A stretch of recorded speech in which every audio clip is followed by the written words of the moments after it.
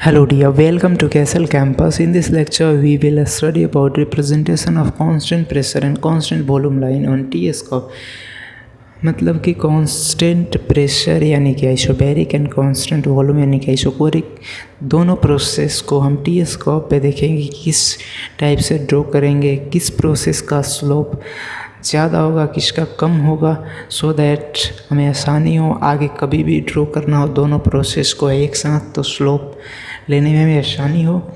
तो देखते हैं किस टाइप से ड्रॉ करेंगे। उसके पहले हम देख लेते हैं कि आइसेंट्रोपिक और आइसोथर्मल प्रोसेस लाइन को टी स्कोप पे कैसे ड्रॉ करेंगे। तो आपको पता है कि ये टी एस कोऑर्डिनेट है और इसमें आइसेंट्रोपिक यानी कि इंट्रोपिक कांस्टेंट, तो इंट्रोपिक कांस्टेंट है। तो यहाँ पे हमने दिखा रखा है दो एरो से, एक जो एरो दिखा रहा है जो ऊपर की तरफ जा रहा है आइसेंट्रोपिक कंप्रेशन, टेम्परेचर बढ़ रहा है, बिकॉज कंप्रेशन जब होगा तो टेम्परेचर बढ़ते जाएगा। तो ऊपर की तरफ हमने डिनोट कर रखा है जो एरो है, और डाउनवर्ड एरो बता रहा है isentropic expansion, because when expansion होगा जब तो टेम्परेचर डिक्रीज होगा, तो नीचे की तरफ दिखा रखा है। और एंट्रोपी जो है कांस्टेंट है इस प्रोसेस के लिए।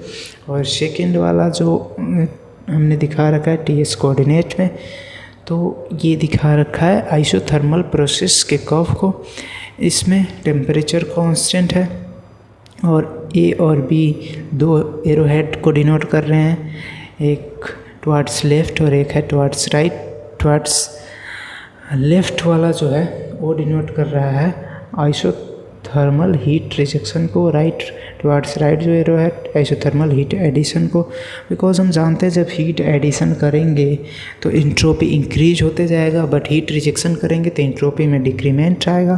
तो जब हीट एडिशन कर रहे हैं तो यहाँ ए पे इंट्रोपी इंक्रीज कर रहा है, बट हीट रिजेक्शन कर रहे हैं तो बी पे डिक्रीज इन इंट्रोपी हो रहा है। ओके, तो दोनों को हमने डिनोट कर रखा है, दिखा रखा है दो कर्व से। आशा करता हूँ आपको समझ आ गया होगा। अब देखते हैं स्लोप किस टाइप से फाइंड आउट करेंगे for the constant volume and constant pressure process, यानी आइसोबैरिक और आइसोकोरिक प्रोसेस के लिए। तो सबसे पहले आइसोकोरिक के लिए देखेंगे, यानी कांस्टेंट वॉल्यूम के लिए देखेंगे। हमें पता है T D S is equal to du plus P D V एक इक्वेशन होता है। अगर आपको नहीं पता तो आप टी डी एस इक्वेशन वाले लेक्चर में जाकर देख सकते हो। For constant volume D V क्या हो जाएगा, जीरो हो जाएगा। तो हमारे पास क्या हो जाएगा, T D S is equal to D U.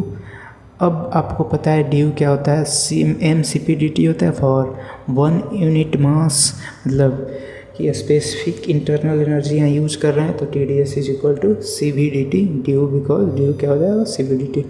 अब इस इक्वेशन से हम निकाल रहे हैं तो D T by D S अगर करेंगे तो टी बाई सी वी हो जाएगा, just like D T by D S को इस साइड भेज रहे हैं तो सी वी को इस साइड भेजना होगा, तो टी बाई सी वी इस साइड बचेगा। हमारे पास D T by D S at constant volume क्या होगा, टी बाई सी वी हो जाएगा, इसका स्लोप। अब जो second T D S equation का यूज़ करके कॉन्स्टेंट प्रेशर यानी कि आइसोबैरिक प्रोसेस का स्लोप फाइंड आउट करेंगे, तो second T D S equation हमारे पास क्या होता है, T D S is equal to D H minus V D P. इसमें प्रेशर कांस्टेंट है तो डी पी क्या हो जाएगा, जीरो हो जाएगा। तो ये वाली पूरी टर्म जीरो हो गई। तो क्या बचा हमारे पास, T D S is equal to T D S is equal to T D S is equal to D H. और आपको पता है डी एच क्या होता है, M C P D T for unit mass, C P D T हो जाएगा। Okay, तो वहीं लिख रखा है T D S is equal to C P D T यहाँ पे। अब इस इक्वेशन को यूज करेंगे तो D T by D S निकालेंगे एट कॉन्स्टेंट प्रेशर, तो हमारे पास हो जाएगा टी बाई सी पी।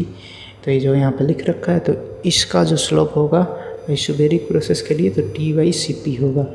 अब आपको पता है कि जो सी पी होता है सी वी से ग्रेटर होता है, तो क्या करेंगे, जब सी पी सी वी से ग्रेटर है आपको पता है, तो 1 बाई सी पी लेस होगा 1 बाई सी वी से। अगर 5 4 से ग्रेटर है तो 1 बाई 5 लेस होगा 1 बाई 4 से। ओके, समझ में आ रहा है। नीचे अगर ज़्यादा वैल्यू होगा तो उसका रेसिप्रोकल लेंगे तो कम हो जाता है, ठीक।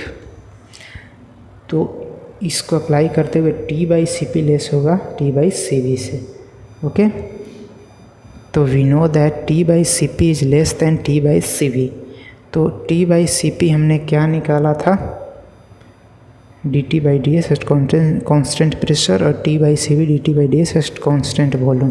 तो D T by D S at constant pressure ये लेस होगा D T by D S at constant volume, मतलब आइसोबेरिक प्रोसेस का जो स्लोप होगा वो लेस होगा आइसोकोरिक प्रोसेस के स्लोप से।